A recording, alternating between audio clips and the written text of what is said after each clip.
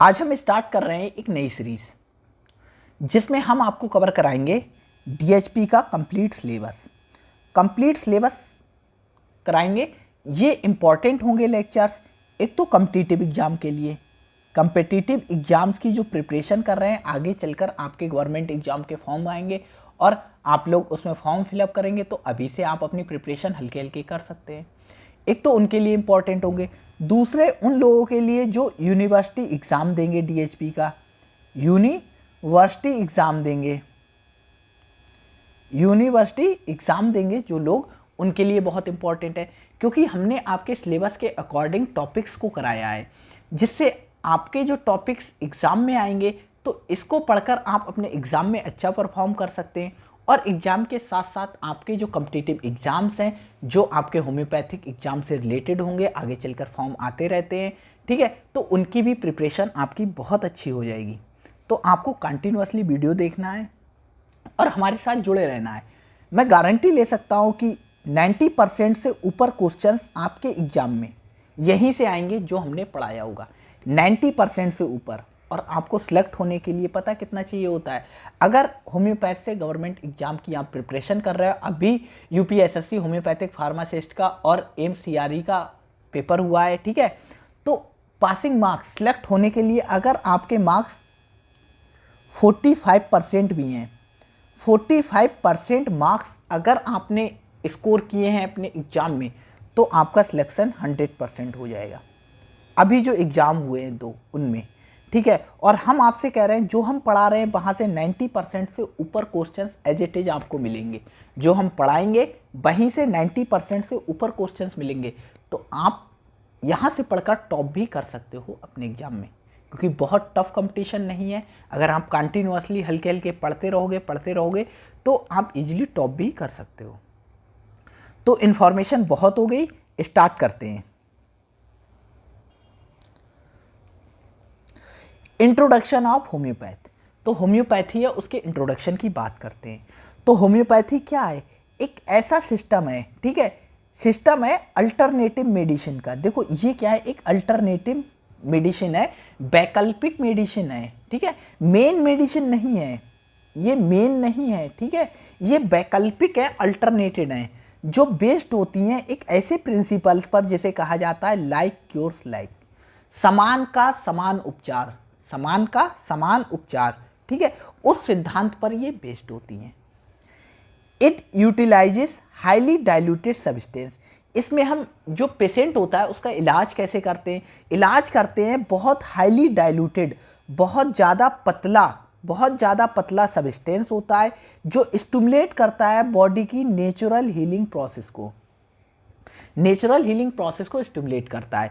तो हम कैसे होम्योपैथ के डिफाइन कैसे करेंगे कि होम्योपैथ क्या है? एक अल्टरनेटिव मेडिसिन की एक ब्रांच है, ठीक है, जो मेन ब्रांच नहीं लेकिन अल्टरनेटिव है, एक वैकल्पिक चिकित्सा पद्धति होती है जिसका बेसिस होता है लाइक क्योर्स लाइक, समान का समान उपचार। इसमें हम यूज करते हैं हाईली डाइल्यूटेड सॉल्यूशंस को, बहुत पतले सब्सटेंस, मतलब कोई भी हमारा जो सब्सटेंस होता है, औषधि होती है, उसे बहुत पतला कर लेते हैं, जिससे क्या होती है, उसके अंदर क्या होता है, बहुत सारे वाइटल फोर्स जनरेट हो जाते हैं, आगे वाइटल फोर्स की हम बात करेंगे, जो क्या करता है, बॉडी की जो हीलिंग प्रोसेस होती है या हीलिंग की जो मतलब बॉडी को हील करने की जो पावर होती है उसे क्या कर देता है, स्टिमुलेट कर देता है, इंक्रीज कर देता है, जिससे क्या होता है, जो डिजीज होती है, जो रोग होता है, वो जल्दी ठीक होता है। तो हमने इंट्रोडक्शन देख लिया, आगे देखते हैं। Homeopathic treatment is individualised. मतलब इंडिविजुअलाइज्ड का मतलब है जो होम्योपैथ है उसका जो ट्रीटमेंट है वो पर्सन टू पर्सन वेरी करता है। मतलब हमारे पास फीवर के, बुखार के 3 पेशेंट आए, 1 2 3 पेशेंट आए तो तीनों पेशेंट का जो ट्रीटमेंट होगा वो अलग अलग होगा, क्योंकि जो होम्योपैथ में ट्रीटमेंट होता है वो बेस्ड होता है पेशेंट की मेंटल स्थिति पर, पेशेंट की मतलब फिजिकल स्टेट पर, पेशेंट की मेंटल स्टेट पर, पेशेंट की सोशल स्टेट पर। तो बहुत सारी चीज़ों को देखकर ट्रीटमेंट को तैयार किया जाता है, ठीक है। तो जो ट्रीटमेंट होता है वो इंडिविजुअलाइज्ड होता है, पर्सन टू पर्सन वेरी करता है। Taking into account person physical, मतलब पर्सन की फिजिकल स्टेटस क्या है, फिजिकली पर्सन फिट है या नहीं है, इसके बेसिस पर भी डिपेंड करता है। इमोशनल, मेंटली वो ठीक है नहीं है, साइकोलॉजिकल वो ठीक है या नहीं है, इन सारी चीज़ों को देखकर जो ट्रीटमेंट होता है वो तैयार किया जाता है। ठीक है, औषधि तैयार की जाती है। इसी वजह से जो फीवर का एक पेशेंट आया, ठीक है, उसका ट्रीटमेंट अलग होगा, दूसरे का अलग होगा, तीसरे का अलग होगा। ये बात आपको समझ आना चाहिए।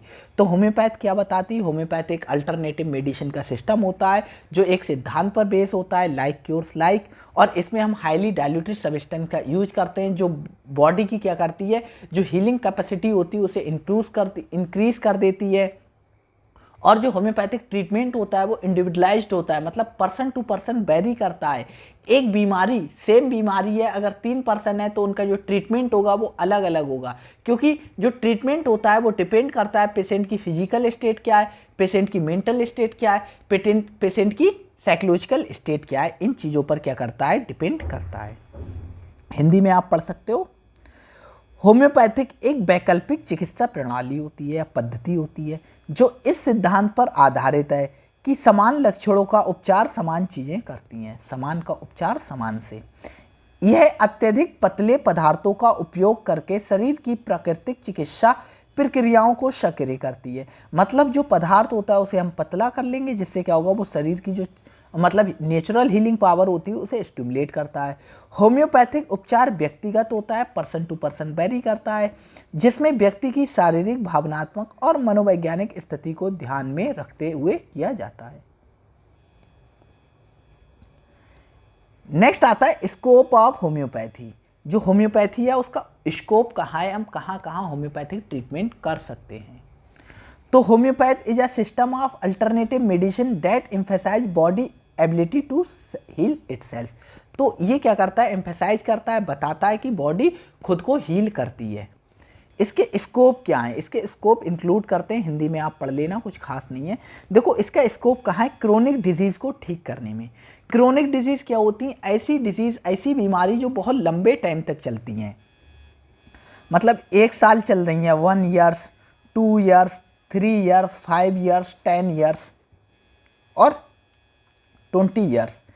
इस टाइप से कुछ बीमारी चलती हैं, जैसे 1 साल तक चलती हैं, जैसे टीबी होती है, ठीक है, हमारा HIV एड्स होता है, 5 साल 10 साल इनका ट्रीटमेंट चलता है।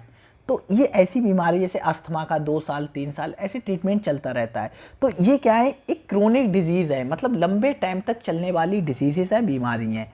तो effective in managing chronic disease, जैसे कि अस्थमा होता है, अर्थराइटिस होता है, एक्जिमा होता है, टीबी होता है, ठीक है, ट्यूबरक्लोसिस होता है, HIV होता है, एड्स होता है, बहुत सारी बीमारी हैं जो बहुत लंबे समय तक चलती हैं। कुछ एग्जाम्पल दिए, जैसे अस्थमा, अर्थराइटिस क्या होता है, जो हमारे जोड़ होते हैं, जोड़ में सूजन हो जाती है, जिसे गठिया रोग भी कहते हैं। एक्जिमा होता है। इन सारी बीमारियों को ट्रीट करने में क्या होम्योपैथ का यूज किया जाता है। नेक्स्ट आता है प्रिवेंटिव केयर। प्रिवेंटिव केयर का मतलब होता है किसी भी डिजीज़ को रोकना, प्रिवेंट करना। प्रिवेंटिव केयर का मतलब होता है रोकना, किसी भी डिजीज़ को हम रोक सकते हैं। तो used for vaccination and preventing treatment of the disease, हम वैक्सीनेशन में यूज कर सकते हैं और कोई भी डिजीज़ को रोकथाम करने के लिए हम होम्योपैथ का यूज कर सकते हैं।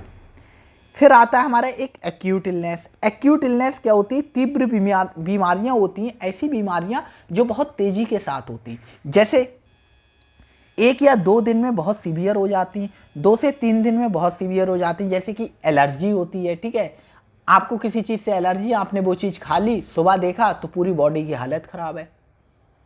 ऐसे फ्लू होता है, जुकाम होता है, ठीक है, ये सारी क्या एक्यूट बीमारी होती है। जैसे एक्यूट हेपेटाइटिस होती है, मतलब जैसे हमारा क्या होता है, हेपेटाइटिस ए होती है, हम पढ़ेंगे आगे, हेपेटाइटिस ए होती है, ये कंटामिनेटेड फूड एंड वाटर से फैलती है, मतलब इन्फेक्टेड जो फूड होता है, वाटर होता है, उससे फैलता है हेपेटाइटिस ए।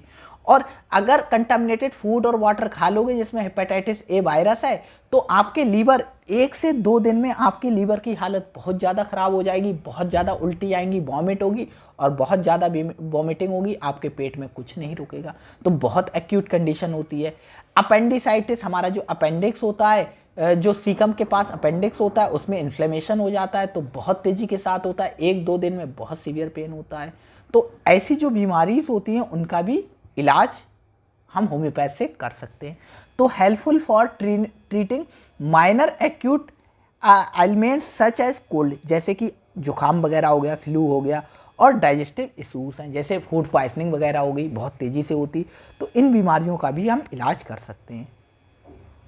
मेंटल हेल्थ में इसका स्कोप है, तो जो मेंटल डिजीज़ हैं जैसे एंजाइटी है, डिप्रेशन है, ठीक है, इन डिजीज़ को ट्रीट करने के लिए भी हम होम्योपैथ का यूज करते हैं। तो एड्रेसेस मेंटल हेल्थ इश्यूज जैसे कि एंजाइटी, डिप्रेशन, स्ट्रेस, चिंता, अवसाद, तनाव जैसी मानसिक स्वास्थ्य समस्याओं का समाधान हम होम्योपैथ से कर सकते हैं। पीडियाट्रिक केयर, पीडियाट्रिक क्या होता है, बच्चे, जो बच्चे होते हैं, ठीक है, पीडियाट्रिक हम मान सकते हैं 15 साल से कम के, 15 साल से कम के जो चिल्ड्रंस होते हैं, ठीक है, वो पीडियाट्रिक में आते हैं, तो इनका इलाज हम कर सकते हैं। तो safe and effective for children including treatment for behavioural issues. Behavioural issues क्या होते हैं, जैसे जो बच्चा है, बच्चा को 12 महीने में क्या चलना चाहिए, बच्चे को 12 महीने में चलने लगता है, ठीक है, 12 महीने में चलने लगता है बच्चा, ठीक है, वो नहीं चल पा रहा है तो उसके बिहेवियर में कमी है। जैसे बच्चा, एक एग्जांपल दे रहा हूँ, एग्जैक्ट नहीं, जैसे बच्चा 1 से 1.5 ईयर में क्या अच्छा खासा बोलने लगे, ठीक है, थोड़ा बोलने लगे, पहचानने लगे, बोलने लगे, ये नहीं कर पा रहा है, तो क्या है, ये बिहेवियरल इशू है। नॉर्मल बिहेवियर ये होना चाहिए लेकिन वो नहीं हो पा रहा है। जैसे हाइट है, बच्चे की हाइट है, जैसे जो बच्चे की हाइट है 2 फीट हो जाना चाहिए, जैसे मान लो 2 फीट हो जाना चाहिए 1 साल बाद, लेकिन उसकी 1.8 फीट ही हुई है, तो ये क्या, एक तरीके से बिहेवियरल इश्यूज हैं, उसका बिहेवियर है वो ठीक नहीं हो पा रहा है। तो इसके लिए हम क्या, पीडियाट्रिक केयर में हम होम्योपैथ का यूज कर सकते हैं। फिर आता है हमारा कंप्लीमेंट्री थेरेपी। कंप्लीमेंट्री थेरेपी, तो कंप्लीमेंट्री थेरेपी क्या होती है, जैसे हमारी एक एलोपैथिक दवा चल रही, उसके साथ में हम होम्योपैथ को दे सकते हैं, उसके साथ में। तो वही बता रहा है, often use along side conventional medicine for holistic treatment, पारंपरिक चिकित्सा के साथ अक्सर समग्र उपचार के लिए उपयोग किया जा सकता है। हॉलिस्टिक अप्रोच, तो हॉलिस्टिक अप्रोच क्या होती है, हॉलिस्टिक अप्रोच में क्या होता है, ये फोकस करती है on individuals overall health rather than just symptoms. तो हॉलिस्टिक अप्रोच में हम क्या करते हैं, जो हमारा पर्सन होता है, पर्सन की जो ओवरऑल जो हेल्थ होती है उसको हम ट्रीट करने की कोशिश करते हैं, ना कि सिर्फ जो सिम्टम्स आ रहे हैं उनको ट्रीट किया जाए। पूरे इंडिविजुअल को देखकर, पूरी बॉडी को देखकर उसे ट्रीट किया जाए, ना कि सिर्फ और सिर्फ जो सिम्टम्स है, जैसे कोई भी हमारे सिम्टम्स या लक्षण आ रहे हैं सिर्फ उनका ट्रीटमेंट नहीं किया जाता है, पूरी बॉडी को ट्रीट किया जाता है। तो केवल लक्षणों पर ध्यान देने के बजाय व्यक्ति के संपूर्ण स्वास्थ्य पर ध्यान केंद्रित करता है, ये होती है हमारी हॉलिस्टिक अप्रोच। नेक्स्ट हमारा आएगा हिस्ट्री ऑफ होम्योपैथ। तो आज यहीं स्टॉप करते हैं, ठीक है, नेक्स्ट वीडियो में हम आगे की बात करेंगे, हिस्ट्री के ऊपर बात करेंगे। आज की वीडियो में इतना ही था, थैंक यू।